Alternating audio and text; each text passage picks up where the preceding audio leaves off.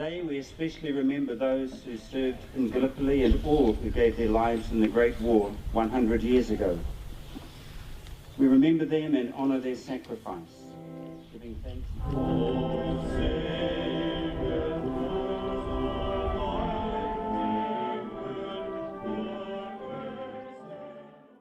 Some of the smaller rural communities like Ngāti Moti must have been enormously hit, because from Ngāti Moti alone we believe more than 40 young men went away to war. And the same was probably true of Brightwater and Dovedale and Wakefield and Collingwood and Takaka. All of these small, very rural communities sent enormous numbers away. Private Bartlett Cyril Montague, Trooper Edward Benjamin Burrow. Ngāti Moti made an enormous contribution to the war. It is known that 14 young men went away with the main body in the first draft, if you will, and of them it is believed 11 failed to come home, and the 3 who did carried 7 wounds between them. The Ngāti Moti men were part of what was known as the 12th Nelson Company, and the major in charge of that company was Colonel Cyprian Bridge Brereton, a Ngāti Moti man. And amongst the men serving under him was Private William Ham. William Ham has the extreme misfortune of being remembered for all the wrong reasons. He was the first New Zealander and de facto the first Nelson man and de facto the first Ngāti Moti man killed in action on the 5th of February 1915, which was the first real action that the Nelson Company saw. And it was only really by chance that the 2 platoons of the Nelson Company were situated in the narrowest part of the Suez Canal, something like, Brereton says, 40 to 50 yards wide, and several thousand Turks decided that was the optimal place to attack.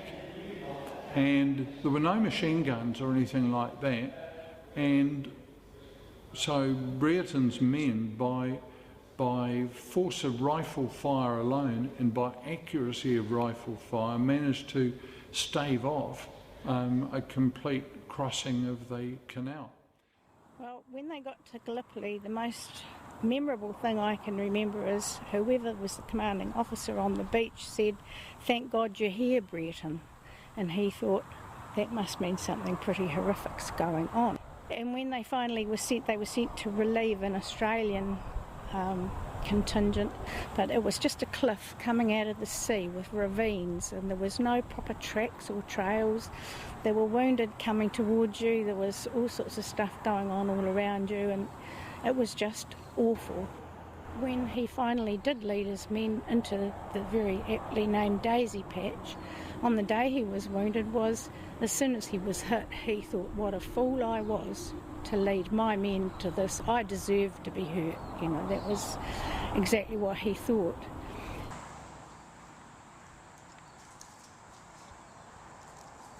His memory after that was a bit vague of how he got down to the beach, but I remember him saying that he vomited on himself and it felt cool in the heat. He was shot through the head, and it went in just above his left ear and out the top of his head.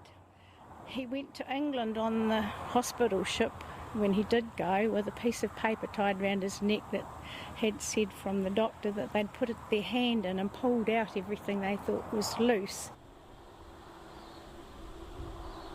I was always wanting to tell Daisy's story. She was the bravest woman I ever met. I grew up listening to her tell me many and varied stories, but the most amazing was the story about how she went across the world to get married, as she had promised Sip that she would if anything happened to him. To do something like that was unheard of. Women don't travel on their own. The whole thing was completely different. She was very, very lucky in that she had a bit of money left to her by an auntie. She took that money once she found out my grandfather had been injured, and she took off.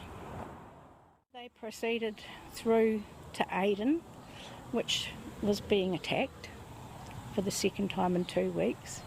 And she sat out in the boat and thought it was great entertainment watching these little battleships. She didn't realise, at any moment she could have been blown to bits. And they proceeded through Suez Canal and managed to see a lot of places that SIP had sent photographs back to New Zealand about.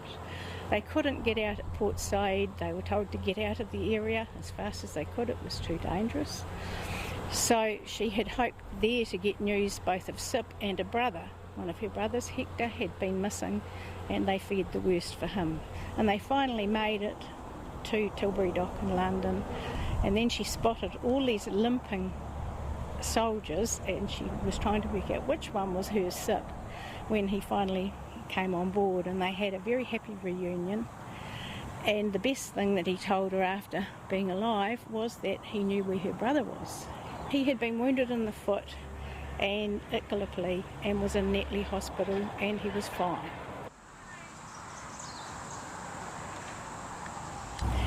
The wedding ended up being on the 5th of August. Daisy was terribly excited. She went off and bought a new costume and a new hat. And the ceremony was very quick. Daisy didn't know a soul in the church apart from her brother and SIP.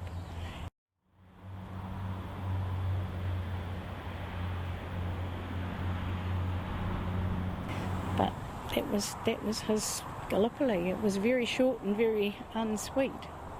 As I grew older, I really think that he was trying to warn us that it wasn't a good idea. The whole thing was not a good idea, and maybe there were better ways of sorting out such problems.